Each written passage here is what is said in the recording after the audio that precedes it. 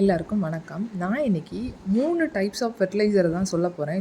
Skip பண்ணாமல் பாருங்கள். நான் இன்னைக்கு வந்து கொழிஞ்சின்ற ஒரு பிளான்ட்டை பற்றி தான் நான் வந்து ஃபெர்டிலைசராக எப்படி யூஸ் பண்ணலான்றதை தான் சொல்ல போகிறேன். ஃபஸ்ட்டு வந்து நம்ம உரக்கடைகளில் கொழிஞ்சி விதைன்னு சொல்லிட்டு வாங்கிக்கணும். அதாவது கொழிஞ்சி விதைனா இங்கிலீஷ் என்ன சொல்கிறாங்கன்னா வைல்டு இண்டிகோன்றதை சொல்கிறாங்க. அந்த விதைகளை வாங்கி நம்ம தோட்டத்தில் கொஞ்சம் வளர்த்துட்டு அதுக்கப்புறம் நல்லா ஓரளவு வளர்ந்து பூ பூக்கக்கூடிய ஸ்டேஜில் என்ன பண்ணலான்னா அதை கம்ப்ளீட்டாக வேரோட பிடுங்கி குட்டி குட்டியாக கட் பண்ணி அதை வந்து கொஞ்சம் எடுத்து தண்ணியில் ஊற வச்சு நம்ம ஆஸ் யூஷுவல் எப்பயும் பண்ணுவோம்ல 3 days to 7 days நல்லா தண்ணியில் ஊற வச்சு அந்த தண்ணியை ஸ்ப்ரே பாட்டிலில் வந்து ஊற்றி நம்ம செடிங்களுக்கு இலைகளில் ஸ்ப்ரே பண்ணலாம். இது வந்து லாங் ப்ரொசீஜராக இருக்குது அப்படின்னு யோசிக்கிறவங்களுக்கு அந்த குட்டி குட்டியாக கட் பண்ண அந்த பிளான்ட்டை அப்படியே கூட நம்ம செடிங்களுக்கு போடலாம். அதுவும் ஒரு நல்ல உரம் தான். நான் இந்த வீடியோவில் 3 மெத்தடாக எப்படி அந்த கொழிஞ்சி செடியை வந்து ஃபெர்டிலைசராக யூஸ் பண்ணுறதுன்றதை காமிச்சிருக்கேன். செகண்ட் நம்ம பார்க்க போகிறது எக்ஷெல் ஃபெர்டிலைசர். முட்டை ஓட வச்சு எப்படி செடிங்களுக்கு உரங்கள் செய்யலான்றது தான் சொல்ல போகிறேன். நம்ம வீட்டில் சமைக்கும் போது அந்த முட்டை தோல் இருக்குதுல்ல, அதாவது அந்த முட்டை ஓடு வேண்டான்னு சொல்லிட்டு எல்லாருமே வந்து தூக்கி போட்டிருக்கோம்.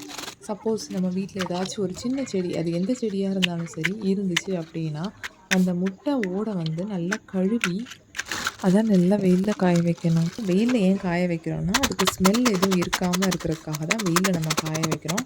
காய வச்ச முட்டையோட அதாவது ஒரு 20 to 30 ஷெல்ஸ் இருக்கும்னு வச்சுக்கோங்களேன். அதை வந்து நல்லா ஒரு பேக்கில் போட்டு ஒரு கல் எடுத்து நல்லா தட்டிக்கோங்க. தட்டின முட்டையோடெல்லாம் நல்லா இப்படி ஒரு கோஸ் பவுடராக வந்துடும், அதாவது கொஞ்சம் கரகரப்பான பவுடராக வந்துடும்.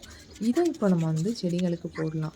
லேசாக அந்த செடிங்களுக்குள்ள மண்ணை களைச்சி விட்டுட்டு அதோட வேர்பகுதிகளில் போடலாம். இப்படி செய்கிறதால அந்த முட்டை ஓடு சீக்கிரமே மக்கி செடிங்களுக்கு நல்ல உரமாயிரும். எப்போவுமே ஃப்ரெஷ்ஷாக உள்ள முட்டையோட செடிங்களுக்கு போடாதீங்க. அதோட நம்ம பார்க்க போகிறது தேமோர் கரைசல். தேமோர் கரைசல்னால் என்னென்னா தேங்காயும் மோரும் சேர்ந்தது தான் தேமோர் கரைசல்னு சொல்கிறோம். ஃபஸ்ட்டு இதுக்கு நம்ம என்ன பண்ண போகிறோம்னா தேங்காவை நல்லா அரைச்சி தேங்காய் பால் எடுத்துக்கிறோம். அதை ஒரு பாட்டிலில் ஊற்றிக்கிறோம். அப்புறம் நல்லா புளிச்ச மோர் இருக்குதுல்ல, அந்த புளிச்ச மோரையும் ஒரு பாட்டிலில் தனித்தனியாக எடுத்துக்கிறோம். தனித்தனியாக எடுத்து அதை 7 நாள் நல்லா புளிக்க வச்சு நிழலான இடத்துல தான் புளிக்க வைக்கணும்.